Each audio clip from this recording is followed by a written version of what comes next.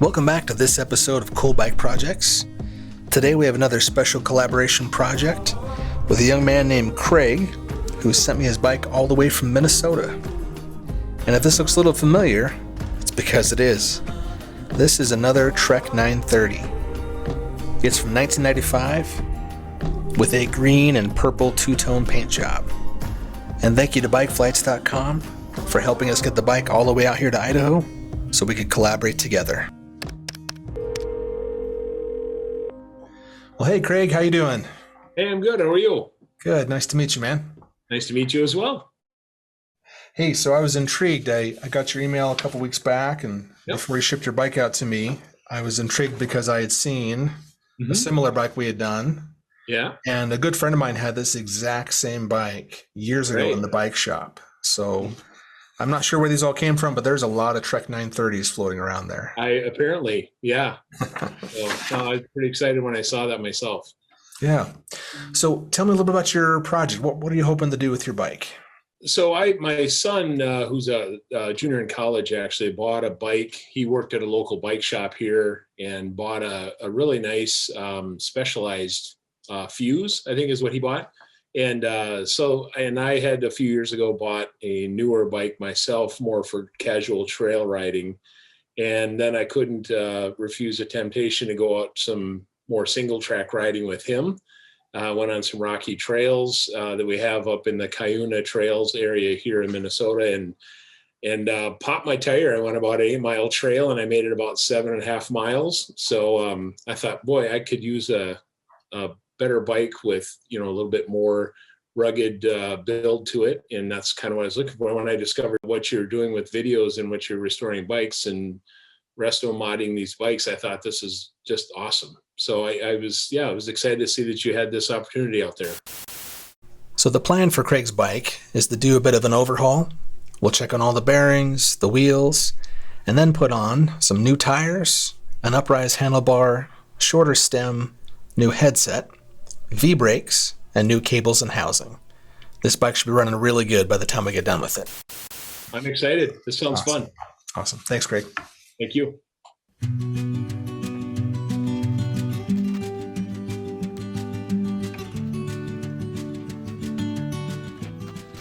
In the mid-1990s, Trek was still building many of their steel frames here in the United States. It wasn't until about 1997 or later that many of the frames were all shipped overseas or completely manufactured in Taiwan. So when you find a mid-90s frame that says true tempered, double-butted, or even triple-butted chromoly, these were the real deal. Trek made a point of building a suspension version of this starting around 1994 or 1995, and it was the highest-end steel mountain bike frame that they made. By that time, the demand for aluminum and oversized tubing had taken over the industry, and people were not as interested in a high-end steel frame. Perhaps it's mostly nostalgia, perhaps it's just a love for older frames, but these old beauties are having a comeback, at least on YouTube. Something we discovered between the 1995 and 1996 frame set we'd done before is that the riding geometry had changed.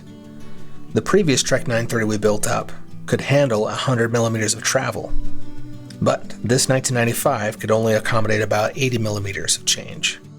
While I am a big fan of the 3x7 drivetrain that came on this bike, it also contains a classic from the mid-90s, an anti-chain suck plate.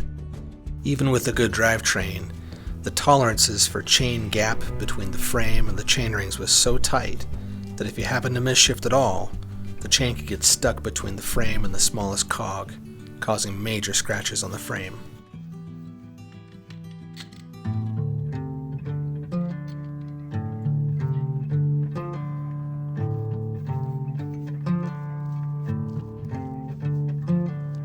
Whenever you work on an older steel frame, it is important to check for corrosion. You'd be surprised at how good a paint job can look, but hiding underneath a crack in the paint can be corrosion that bleeds through into the weld. And the last thing you'd want to do is put a lot of money into a bike, not knowing if the frame has any damage to it.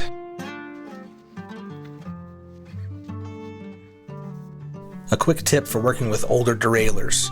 These pivots have probably never been lubed in all that time. If you use a lightweight lubricant like Tri-Flow, it will not only act as a lubricant, but a cleaner to get through those dirty pivots. Finding a fork for Craig's bike was a bit of a challenge. We needed an 1/8" steer tube with about 60 to 80 millimeters of travel. So we came up with this 6-year-old Judy TT fork. Mechanically it's in sound shape, but we put on some new decals to replace the faded cracked ones. If you're looking for a good headset for about $35, Full Speed Ahead or FSA is one of my favorites. It has sealed cartridge bearings and really nice dust seals on the top and bottom to keep it running smooth for years. Some of you have been asking why I bother greasing sealed cartridge cups and bearings. If they're already sealed, they don't need any grease, right? Well, just a small amount of friction can slow things down very quickly, even if the cage is smooth. So I prefer to put a small layer of grease on there to keep things running as smooth as possible.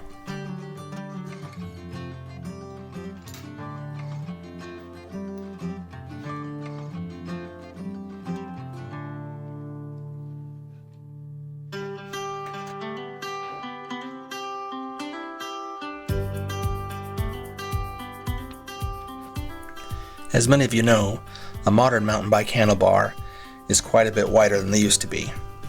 The standard nowadays seems to be around 740 to 780 millimeters wide. And compared to an old 620 or 640, they're a lot wider and a lot more stable than they used to be. I want to put a quick shout out to one of our sponsors of this video, Marque Cycling. Not only do they make some great grips and pedals, they also make some incredible accessories, including this handy torque wrench.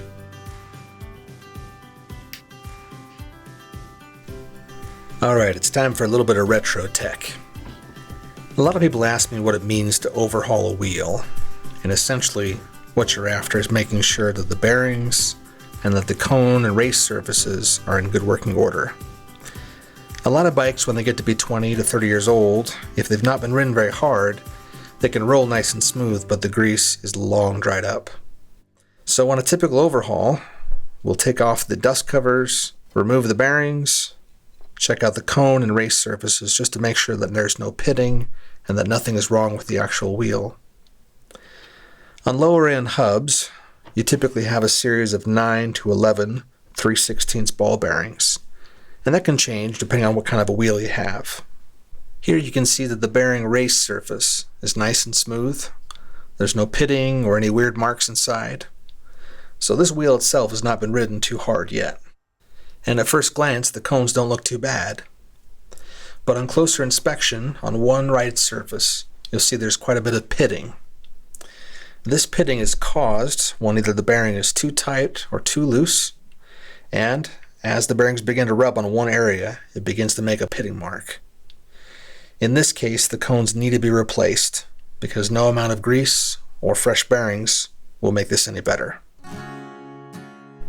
So, with the new cone replaced on one side of the axle and securely locked in the vise, I will go ahead and put the new bearings inside of the hub with the dust cap in place and let the grease act as a catch until I can get the hub back onto the axle.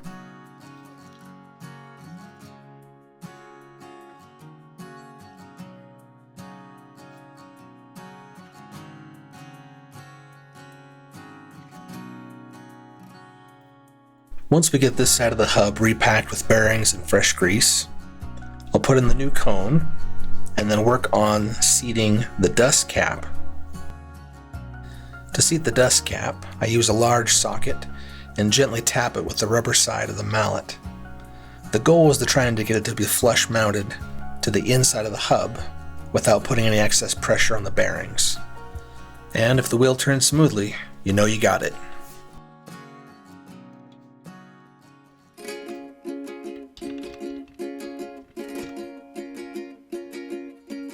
If you're still with me, thanks for bearing with all the narration.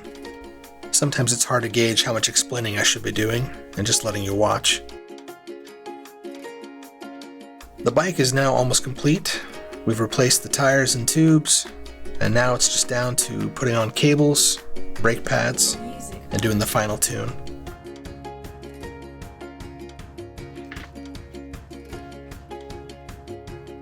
If you've seen some of my last couple builds, I am a big fan of the new 1x9 or 1x12 drivetrain systems. But there is something pretty special about this old STX drivetrain. For 3x7, it had a good range and is solidly built.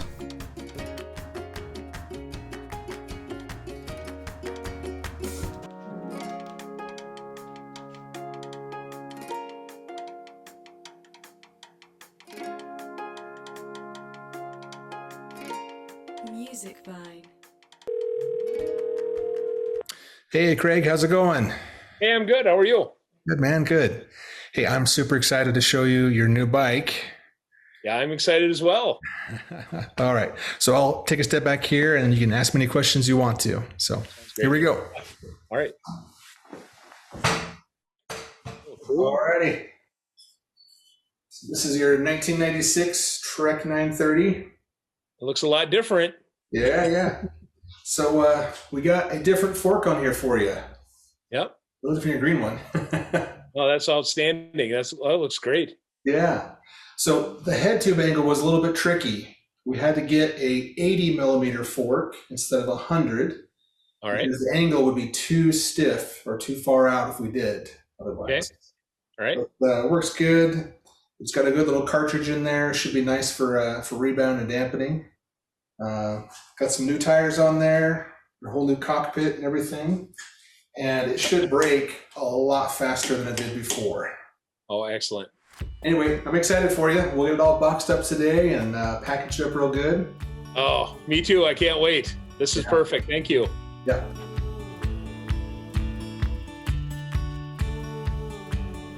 Again, special thanks to bikeflights.com for making this build possible. Thanks to their generous support, people from around the country are able to ship me their bikes, and together we can collaborate to make your bike sing again. So the next time you're headed to the races or need to ship your bike from one part of the country to the next, check out bikeflights.com for your next box or for a discounted shipping price. And as always, thanks for watching, and we'll see you next time.